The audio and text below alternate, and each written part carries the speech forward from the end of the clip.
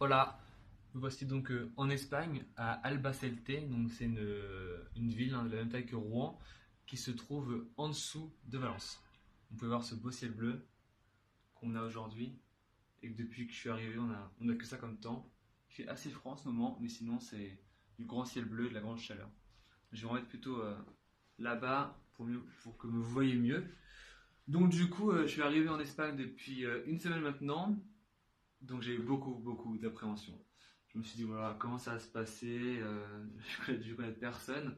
Par chance, j'avais quand même Camille qui était avec moi en Espagne. Et heureusement qu'elle était là. C'est bien d'avoir une aide française qui est là pour t'aider, pour te rassurer. On est un peu tous dans la même galère, entre guillemets. Et c'est vraiment très utile. Et puis c'est cool d'avoir d'autres Français.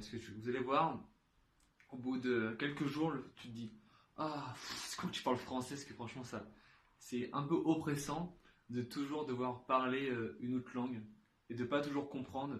Tu vas dans la rue, tu entends de l'espagnol, tu vas dans le bus de l'espagnol. Et moi, dans ma coloc, pour le coup, j'ai deux espagnols et deux italiens.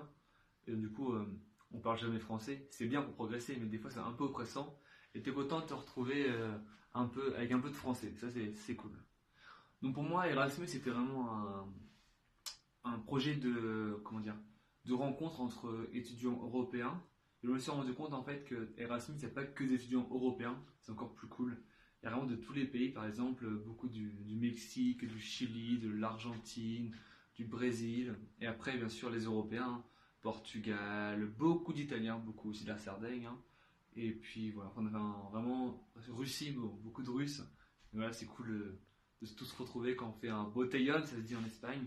C'est quand on se rassemble tous ensemble dans un appartement, souvent c'est dans la rue quand il fait chaud l'été. Et ensuite, eh ben, on mange tous ensemble, chacun prépare des petits plats de son pays. Par exemple, on a déjà fait des gratins dauphinois. Et j'ai déjà mangé du coup brésilien, par exemple. Ça c'est vraiment cool. Et donc Erasmus,